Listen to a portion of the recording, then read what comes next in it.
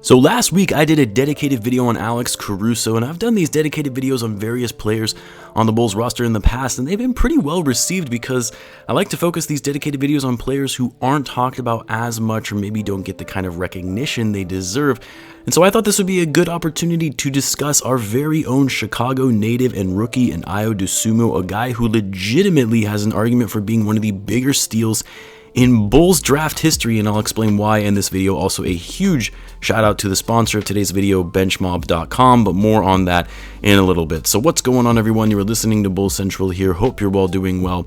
I want to preface this video by saying I 100% acknowledge that as a Bulls fan, and Ayo being from Chicago, going to school at Illinois, and being drafted by the Bulls, that we are a little biased when it comes to this kid because he is a Chicago native. So although Ayo has been incredibly impressive so far this season for being a second-round draft pick, and the potential for him to get even better is encouraging if you're a Bulls fan, we also have to be somewhat cognizant of the fact that he still has a lot of development and work left to do before we go start making these claims that he was a big draft steal, but more on that in a little bit. What I wanted to start is the story of Ayo and how he made his way to the NBA despite not being the most heavily touted prospect. So as you all know, Ayo was born and raised in Chicago by his Nigerian parents, and he was given the name Ayo, which means joy in their native language. Dosunmu quickly found a love for basketball at a young age and started playing very early on in life. He went on to play high school basketball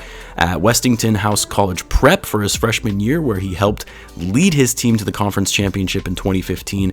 And after his freshman year, he transferred to Morgan Park High School and led his team to a 3A championship in his junior year in 2017. This is when Dosunmu really started gaining recognition on the national scene for college scholarships. And in the following season, in his senior year, he led the team back to 3A titles, averaging 25 points per game, 7.4 rebounds and 7.3 assists, and 2.7 steals in his senior year. He was also named first team All-State. Now, because Dosunmu was playing at such a high level in a competitive basketball city in Chicago, he actually ended up being ranked 32nd in 2018 in the high school recruitment class, which I know some will say, well, 32nd isn't that high. Well, for a guy who ultimately ended up playing until his junior season in college and was selected in the second round even after playing 3 years in college is pretty high. This was the same recruitment class of guys like Zion Williamson, RJ Barrett, Nasir Little, Cam Reddish, Darius Garland, Tyler Hero, even Kobe White and Devon Dotson also in that same recruiting class. Now, despite actually being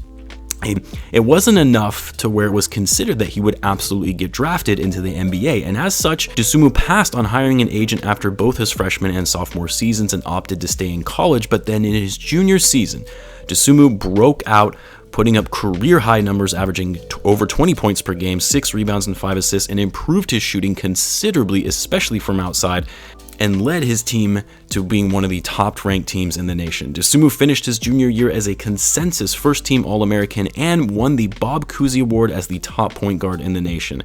Dosunmu was also named the most outstanding player in the Big Ten tournament that season as well. But despite all of these strong accomplishments, Dosunmu, although yes, was still considered to be an NBA draft prospect by that time, albeit slated to go as a late first rounder, he still wasn't viewed to be one of the top prospects in his class, which was a deep rookie class we currently see with the likes of Cade Cunningham, Scotty Barnes, Evan Mobley, Jalen Suggs, Jalen Green, etc. Now, when we started to get closer to the draft, I'm talking about weeks leading up to the draft, when Bulls fans and analysts were assessing which prospects would likely be available for the Bulls with their only draft pick at number 38th overall, since they traded the first round pick to the Magic, I remember a lot of people talking about how Ayo Dosunmu could be a potential option for the Bulls. He was slated to go around then. And I thought at that time there's absolutely no way this kid will fall that late in the draft, just simply because he was a little older, a little more experienced, a hustle two-way player, and even leading up to the draft at the Combine, most mock drafts started seeing Dosunmu's stock rise to the point where he was even considered to potentially go as high as number 14. There was talk that the Warriors, with their number 14 pick, had their eye on him. And after all these mock drafts and seeing how he was performing relative to the rest of his class, I thought for sure he wouldn't fall into the second round, like a late first rounder at the latest. But sure enough, the selections continued to come in team by team, and Ayo's name was not called. We entered into the second round, and still Ayo was not picked up. Number 31, number 33, number 35, the picks kept coming, and Ayo's name was not called. So when the Pistons were on the clock with the 37th pick, I knew that if they didn't pick Ayo, he was ours. And sure enough, the Pistons selected JT Thor, and when the Bulls were on the clock, it didn't take them long to select Ayo Dosunmu, who became the newest member of the Chicago Bulls. Now, before I continue with the content, a huge shout out to the sponsor of this video, benchmob.com. Now, if you guys have been following the Bulls for a while now, like I have ever since I was a kid, you know part of what made the Bulls so special in 2010, aside from Rose, Noah, and Dang. But it was the bench mob that brought so much energy and passion to that team and was a huge reason why the Bulls finished with the best record in the league in back-to-back seasons. And after all these years, the passion, excitement, and energy of the bench mob is back with this latest unit. And for a dedicated video on Ayo, I thought, well, what better time to have a sponsor like benchmob.com, which is a site exclusive for purchasing bench mob merchandise, for shirts to wristbands. They got some incredible designs with high quality material, and if you guys use my code BullsCentral20, all one word, you'll get 20% off your orders. So support the Bulls Bench Mob, wear your gear to the game, share with your friends, because the Bench Mob is back, guys, and in full force. The link to the site and my discount code can be found in the description, and let me know what gear you guys get in the comments. But anyway, let's get back into the content. So the Bulls, when they drafted Ayo, this was before free agency began. So when the Bulls drafted Dosunmu, we didn't have Lonzo, DeMar, or Alex Caruso added to the team yet. And initially, I thought with Kobe being out, even if the Bulls were to add a starting point guard, which we all knew that was their focus at the time, that Ayo was going to get some run as a rookie because Kobe would be out, which I thought would be great for his development. But then, of course, the Bulls signed both Lonzo and Caruso, two other backcourt players, and I figured, well, I was basically going to be not really getting a ton of playing time in his rookie season. I thought for sure there would be no way he would crack the rotation, especially after Kobe White comes back from injury. Because to be honest, even in Summer League, Ayo looked okay. He looked solid, but you could tell he still had a lot of work to do, a lot of areas of improvement to his game. And on a talented team who is in win now mode, you knew he wasn't going to be getting much playing time. But fast forward to where we are today, and not only has Ayo been a standout rookie and piece to this Bulls team, but he's even proving that he deserves to be in the rotation long term and has considerable more upside potential than was initially thought. Because here's the thing with Ayo, and I've mentioned this before in past videos, and that's that Ayo, for his age, being a rookie, he's incredibly mature, confident, and fearless with how aggressive he plays. He's had big clutch moments late in games when the Bulls really needed a stop or a big shot to create separation, but with his confidence also comes self-awareness and recognizing momentum, who's on the floor, and making smart decisions, especially in late game situations. Yes, rookie mistakes are being made here and there, but they're pretty few and far between, where the guy doesn't really play like a rookie with his poise and smarts on the court. Like, yes, there are other rookies who are more talented than him overall and putting up bigger numbers, but in my view, he is one of the highest basketball IQs among his rookie class, which comes with the maturity and that he's a 3-year college player rather than a one and done like most rookies are coming into the league.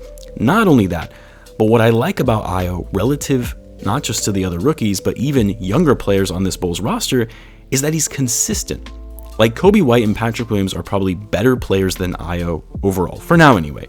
But unlike Patrick and Kobe, Ayo gives you consistency and consistent play on both ends of the floor. And that's what makes him so impactful in this lineup, because he can be relied upon. Now, I won't go into Ayo whether, he should be getting more minutes than Kobe when Kobe is healthy anyway, because I've talked about that in past videos and I don't want to detract from covering Ayo in this one. But when Ayo is given the opportunity, he delivers and is ready to go. Ayo may not be the most flashy in terms of the numbers that he puts up on the stat sheet. He's averaging near 6 points per game on near 50% shooting, which is incredible, and 41% from 3, which are solid numbers for a rookie, by the way. His free throw shooting does need to improve though, but what Ayo does that doesn't show up on the stat sheet are his hustle points. Fighting for loose balls, running the length of the court to disrupt a pass, or slapping a block off the backboard like that clutch block he had the other night against the Nets, or tipping the ball alive for a second chance opportunity on offense. He fights and claws his way to the ball and gives the Bulls added depth off the bench, which makes him that much more of a threat in the Eastern Conference, or the Bulls anyway in the Eastern Conference. Now, a lot of people have been talking about this being one of the biggest draft steals in Bulls history, and let me just start by saying, way too early to be making that kind of claim. The guy has only played 24 games in his NBA career and still has a lot of his career ahead of him. And when you factor in the Bulls drafted Michael Jordan, which, yes, I know he was the number 3 pick overall, not a second round pick, so you can't really consider him to be a steal, but if you factor in that he ultimately ended up becoming the greatest player of all time, and the Bulls were able to get him with not the number 1 or number 2 pick, but the number 3 pick, is the biggest draft steal in NBA history. The Bulls also drafted Taj Gibson as a late first rounder. Jimmy Butler was the 30th pick overall.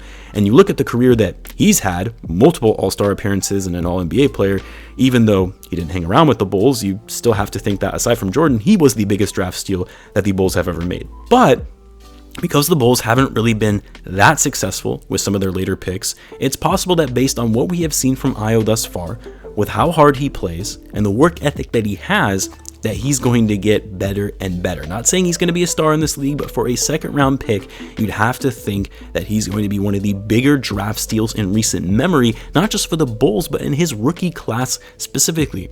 So I want to know what you guys think. Do you think Ayo shows potential, star level potential and promise? Do you think he'll go down as one of the biggest draft steals in Bulls history or even in his rookie class? Let me know in the comments. Also, don't forget that I'll have my Would You Rather Scenarios video tomorrow. In case you missed it, I'm also switching between your hot takes videos and your Would You Rather scenarios every other Wednesday, and tomorrow is a Would You Rather day. So leave your Would You Rather scenarios in the comments. And guys, as always, be sure to subscribe if you're a Bulls fan, as I do post daily Bulls content. Thanks again for tuning in, guys, and I will catch you in the next one.